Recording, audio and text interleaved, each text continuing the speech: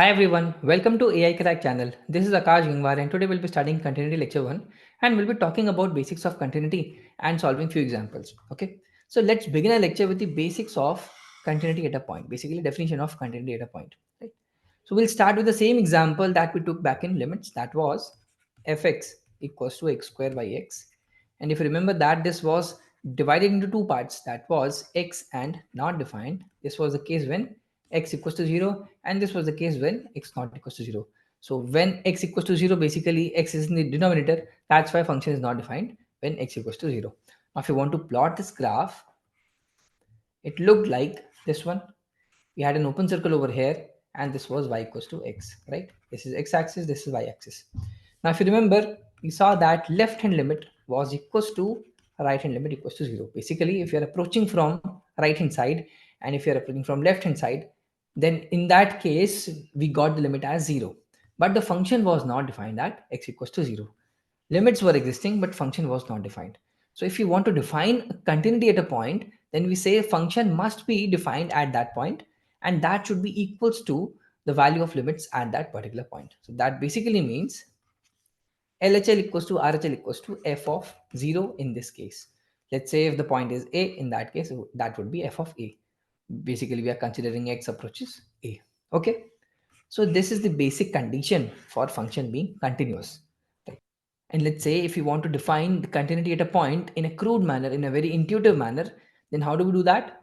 We say if we are drawing a particular graph and we are not lifting our pen, in that case, the function is said to be continuous. Basically, we are not lifting a pen when drawing a particular graph, then the function is said to be continuous. Okay.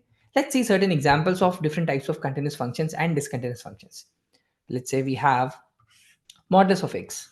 In that case, we can draw the graph without lifting our pen, although there's a bump over here, but we still can say that limits over here are equal, and also we can say that the function value is also same as the limits. That's why the function is continuous, both intuitively and mathematically.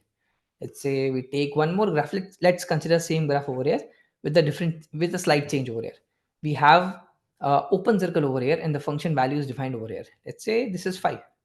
In this case, LHL equals to RHL equals to 0, but function value f of 0 equals to 5.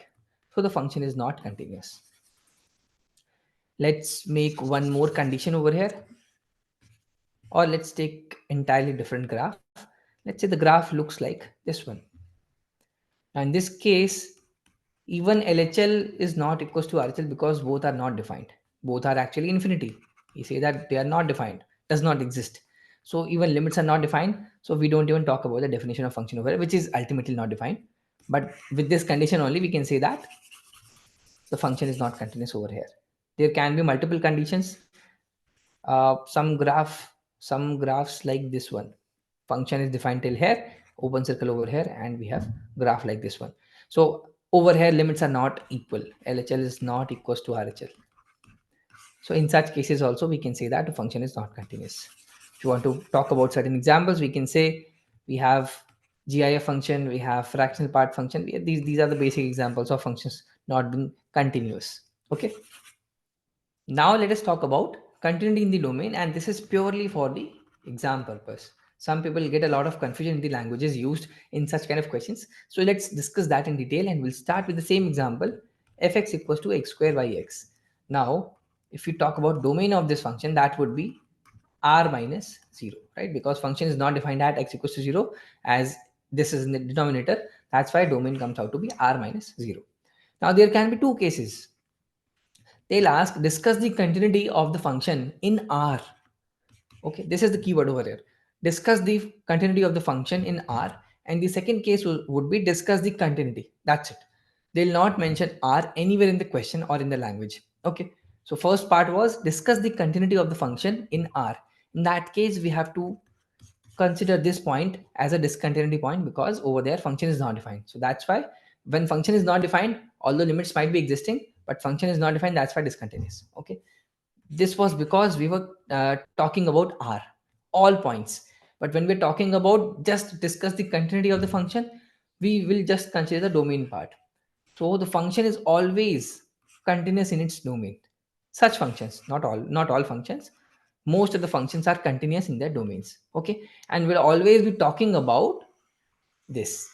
Continuity is always talked in the domain of a function. Okay, when nothing is mentioned, continuity is always talked in the domain of the function. Okay, but when they are specifically giving R, in that case we have to consider this point. So this was just meant for this language difference and nothing else. Now let's talk about point functions. So this also confuses a lot of people, that how can we define point functions and how are they continuous. So let's take multiple examples to prove this point. Okay, let's first understand this constant function. Okay, so we have this value as, let's say, 1, and this value as, let's say, 2, and this particular point is, let's say, 3. Okay, so value of this function is 3, and the function is defined from 1 to 2. 1 to 2 is the domain, and range is just 3. Okay, so this is how the function is being defined. Now you can simply say that this function is continuous based on intuition or based on mathematical logic. You can simply say that limits are existing at all points and function value is also same at all points. That's why the function is continuous. Okay, both intuitively and mathematically you can prove it. The function is continuous, right? There is no doubt in that. Now if we talk about just this end point over there, in this case, can we define left hand limit over here? Can we define?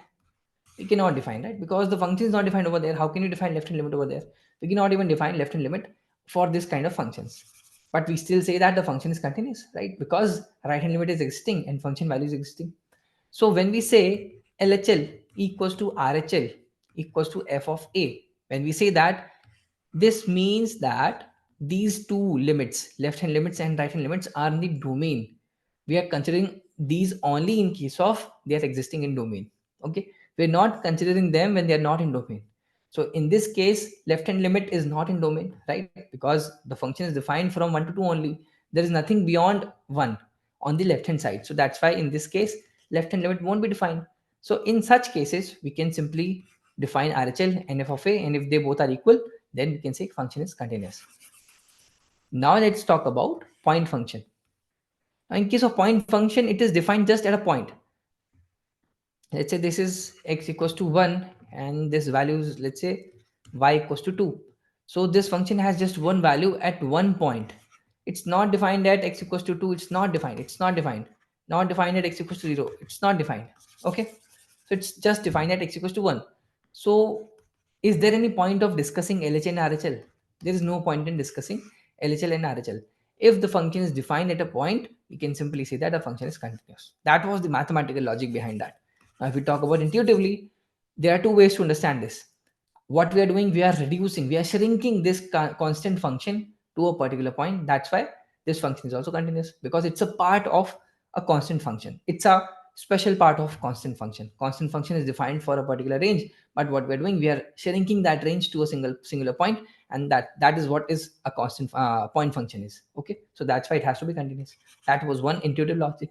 The other one is when we say we don't lift our pen when drawing a particular graph, right? Over here also we are just drawing a particular point and we are not lifting our pen while drawing the point. So that's why it's also continuous based on intuitive logic. I hope that clarifies everything about the point functions. Now let's talk about inverse of continuous functions. Now we'll talk about these functions in detail when we discuss detailed version of inverse function, but let's just understand what do we mean by this. Okay, let's take an example of log function, or you can say exponential function. So this is our e raised power x function, right? This is our simple e raised power x function. Now when we say inverse of a function, we talk about the mirror image about this y equals to x line. Okay, when we talk about inverse of a function, we talk about mirror image of that function about y equals to x line. So that would be this kind of graph. And if you find out the inverse of this function, you will see that this is y equals to ln x. Okay, so these two are inverse functions and also mirror images about y equals to x. So it say the property says that inverse functions of the inverse of discontinuous functions are also discontinuous and same with continuous. So if the function is continuous over here, it would be continuous over here as well as an inverse, and same with the discontinuity. If we have a discontinuity point over here, let's say function is not defined over here, that same point would not be defined over here as a mirror image. Okay, so both discontinuous and continuous functions are mirror images about y equals to x, and they're also having same kind of properties. Now enough with the theories, let's solve this example. Fx equals to e raised power x minus 1 whole cube cosec ax divided by ln of 1 plus x square when x not equals to 0 and b when x equals to 0. And the function is continuous and we have to find the value of b. So the concept is very easy. That is limit equals to function value at 0, right? That is how we define continuity at a point. So let's find out the limit of this function. So we have limit x approaches 0 e raised power x minus 1 whole cube. I'll write cosec as sine of ax multiplied by ln of 1 plus x squared. Now I can see that these all are e raised power x minus 1 sine ax ln of 1 plus x squared. These all are actually the penultimate version of their standard format, right? So let's convert them into their standard format. So we have limit x approaches 0 for e raised power x minus 1 whole cube. We'll be writing e raised power x minus 1 whole cube and multiplying divided by x cube. Okay, right? Now we have sine ax over here. So what we'll be doing? Again multiplying and dividing by ax over here. Okay, and for ln of 1 plus x square, we'll be doing ln of 1 plus x square multiplying and dividing by x square. Okay, now this is a stand limit, this is a stand limit, and this is a stand limit. So this x square and this x cube gets cancelled out. We are left with a over here. Now this is 1, this first limit is 1, this second limit is 1, and this third limit is also 1. So what we are getting over here, we're getting 1 by a as the answer. So b equals to 1 by a, and in that case the function would be continuous. Okay, ultimately continuity equations are nothing but one step after limits. Eventually you have to calculate limits only. Okay, now let's move forward with one more example. Let fx equals to ln of 1 plus x raised power 1 plus x minus x divided by x square. Then find the value of f0 so that the function f is continuous at x equals to 0. As of now, if we consider just this function, this is not defined at x equals to 0. Why? Because we have x in the denominator. So this function is not defined. Actually, this function is not defined at x equals to 0. But the question is saying we have to define the value of f0 so that function becomes continuous. It's pretty obvious, right? It's same as this example, fx equals to x squared by x, right? And this function was actually x when x not equals to 0 and not defined when x equals to 0. Let's say I define this function in a different manner. I say x when x not equals to 0 and 0 when x equals to 0. I define this function as this one.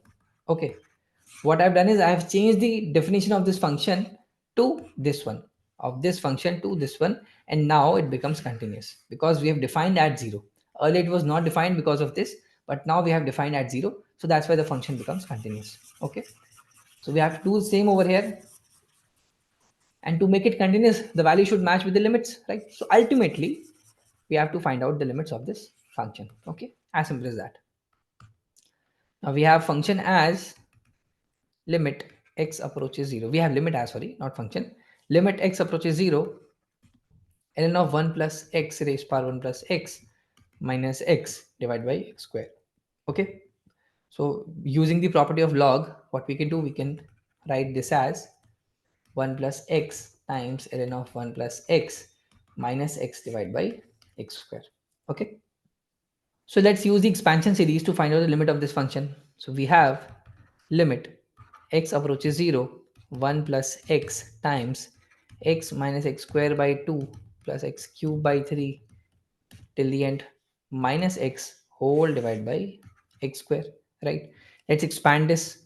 We'll be getting limit x approaches 0, x minus x square by 2 plus x cube by 3 and so on, plus x times x minus x square by 2 plus x cube by 3 and so on minus x whole divided by x square. Now that we have x square in the denominator, we should have terms of power 2 or higher in the numerator.